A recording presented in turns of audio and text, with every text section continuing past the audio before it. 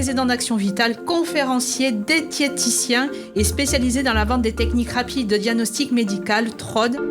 Son cœur de métier, finalement, c'est traduire les marques biologiques en méthode du changement de vos quotidiens. Nous sommes avec Thierry Schmitt. Alors, en parlant de pollution invisible, justement, est-ce que notre propre corps peut jouer aussi un rôle de filtration? Comment ça se passe? Exactement. En fait, il y a une bonne similitude que tu soulignes, Agnès.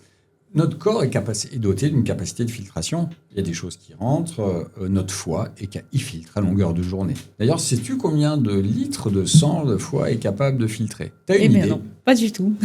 Tu as 6-7 litres de sang dans ton corps, dans ton circuit, et le foie a une capacité de plus de 2000 litres à filtrer par jour. 2150 litres sont filtrés. Combien de fois par jour passe le sang, finalement?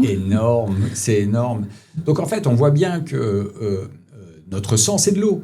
Et donc, cette eau est là aussi indispensable pour faire fonctionner. On parlait d'entropie à un moment donné, et puis on peut revenir sur le sujet. On a un problème aujourd'hui, on a une alimentation qui est pas chère. La moins chère possible, c'est avec du sucre. Eh oui. Ce sucre, il est omniprésent. C'est à la fois le goût sucré, mais c'est aussi tout ce qui est amidon, hein. Donc le pain, les pâtes, les sucres lents. En fait, le problème du sucre, c'est qu'il n'est pas toxique pour l'organisme. Il devient toxique s'il est ultra transformé, parce qu'il peut avoir une vitesse d'arrivée dans mon sang qui est trop rapide. Mais c'est surtout une question de quantité, c'est des charges. Si je mange un plat de pâtes, j'ai des charges glycémiques extrêmement importantes. Quel est le premier système de défense qu'a le corps pour éliminer cet excès de sucre? Eh bien, c'est d'aller aux toilettes, c'est de le pisser, entre guillemets. C'est ce qui va me permettre d'éliminer une partie. Parce que dès que j'ai trop de sucre, oui, je peux gérer avec l'insuline. On regarde bien, oui, c'est l'insuline qui va faire en sorte de dire « Attention, stocker ça, j'en veux pas ».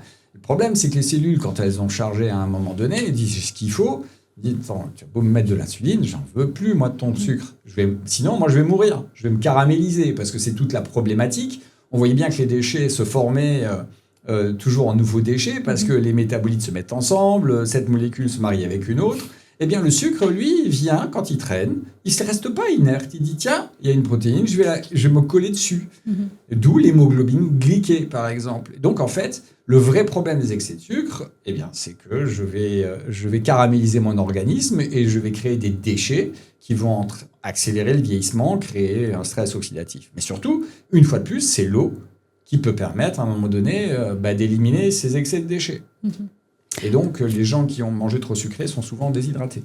D'accord, donc finalement, si on est un peu avec une pulsion de sucre, on a le choix de boire de l'eau finalement tout court. Et quand c'est un peu juste, si on fait un peu d'excès de sucre, il faut boire davantage. Oui, il faut boire davantage. Et on a les mêmes sensations sur l'alcool. On voit bien que quand vous avez une soirée un peu trop arrosée, si vous n'êtes pas capable de mettre un verre d'eau entre les verres de vin, le lendemain sera un peu plus douloureux au réveil. Ça aide énormément de boire de l'eau dans un repas quand il y a de l'alcool. Pourquoi ? Parce que c'est seul le foie qui va dégrader l'alcool. Et si on a trop à un moment donné, son travail, il va falloir éliminer et puis il a besoin d'eau. Et une fois de plus, il nous le fait ressentir. Donc on voit bien que c'est incontournable. Mais vaut mieux que l'eau nous arrive parfaite dès le départ. Parce que si on ramène des déchets, il nous faudra de l'eau à nouveau pour éliminer les déchets qu'on a rentrés. Non, on tourne en rond. Donc, quand tu dis eau parfaite, c'est eau bien filtrée. On est bien d'accord.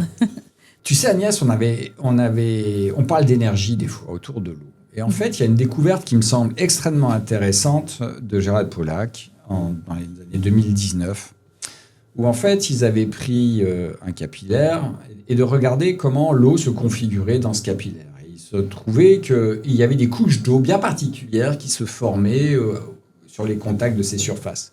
D'ailleurs, on comprend aujourd'hui que cette eau, certes, chimiquement, elle se met d'une certaine forme, mais en même temps, il se génère un courant d'eau au travers du capillaire. Et par erreur, ils avaient laissé une lumière allumée, ils se sont rendus compte qu'il y avait une circulation qui s'entretenait et qui était plus intense avec l'infrarouge. Et en fait, on comprend aujourd'hui que toute la vie se construit également par rapport aux propriétés de l'eau, et elle produit de l'énergie indirectement. Puisqu'un arbre, qu'est-ce qu'il fait ? C'est du capillaire.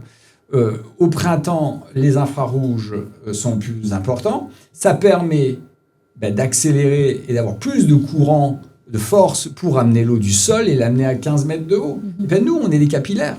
Si on veut que toute notre circulation nous apporte la vivacité et que toutes les cellules, les bouts de circuit fonctionnent bien, on doit boire de l'eau, il faut avoir suffisamment d'eau, et en même temps de s'exposer dehors. Et c'est là qu'on peut se poser la question, est-ce qu'il faut faire du sport en salle uniquement ou peut-être à l'extérieur? C'est une autre réflexion. Mais l'activité extérieure est énorme. Nous faisons partie d'un système qui s'appelle la nature. L'eau a des propriétés, essayons de respecter au mieux ces propriétés de l'eau pour vieillir en bonne santé.